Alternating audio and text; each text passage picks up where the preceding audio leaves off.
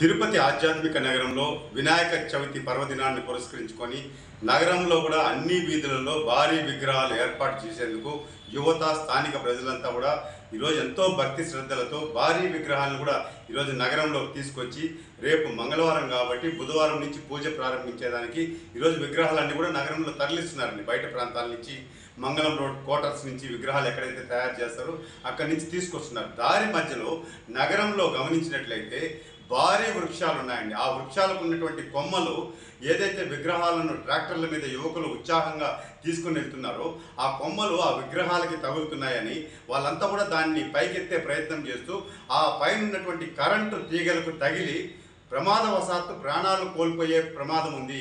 కాబట్టి నగరపాలక సంస్థ అధికారులు, విద్యుత్ శాఖ అధికారులు సమన్వయంతో వెంటనే 24 గంటల లోపే ఖచ్చితంగా, ఎందుకంటే ఇప్పటికే చాలా విగ్రహాలు తీసుకొచ్చేశారు, రేపు విగ్రహాలు ప్రతిష్ఠించిన తర్వాత వీధులలో తర్వాత 5వ రోజు వినాయక సాగర్కి తరలిస్తారు. కాబట్టి నగరంలోని అన్ని ప్రధాన కూడళ్లతో పాటు అన్ని వీధుల్లో కూడా దాదాపు వృక్షాలకు ఉన్నటువంటి కొమ్మల్ని నగరపాలక సంస్థ, విద్యుత్ శాఖ అధికారులు వెంటనే కట్ చేయకపోతే ప్రమాదవశాత్తు అక్కడ ఆ విగ్రహాలకి తగలకుండా పిల్లలంతా కూడా ఆ కమ్ములతో ఆ కరెంటు వైర్లను పైకి లేగి విద్యుత్ షార్ట్ సర్క్యూట్ అయ్యి కరెంటు షాక్ కొట్టే ప్రమాదం ఉంది. కాబట్టి వెంటనే చర్యలు తీసుకోవాలని చెప్పని ఆ ప్రమాదాలు జరగకుండా నివారించాలని చెప్పి విజ్ఞప్తి చేస్తున్నాం. ముఖ్యంగా టౌన్ క్లబ్, అదేవిధంగా ఆ ట్రెజరీ ఆఫీసు, మహదీ ఆడిటోరియం ముందర, అదేవిధంగా మొల్ల విగ్రహం దాటినట్లయితే జ్యోతి థియేటరు, రామకృష్ణ థియేటరు, ఈ విధంగా పల్లె థియేటర్ సైడ్ నుంచి కానీ లీలామహల్ ఏరియా కానీ నగరంలో ప్రధాన వీధుల్లో కూడా చెట్లు బాగా ఏపుగా పెరిగిపోయాయండి. ఆ కొమ్మలంతా కూడా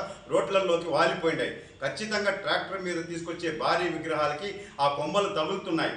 అవి తగలకుండా వెంటనే దాన్ని కట్ చేసే ఏర్పాట్లు చేసి ఎటువంటి ప్రమాదాలు జరగకుండా నివారించాలని చెప్పని నగరపాలక సంస్థ కమిషనర్ గారిని, అదేవిధంగా విద్యుత్ శాఖ CMD గారిని నేను కమిటీ తరఫున విజ్ఞప్తి చేస్తున్నానండి.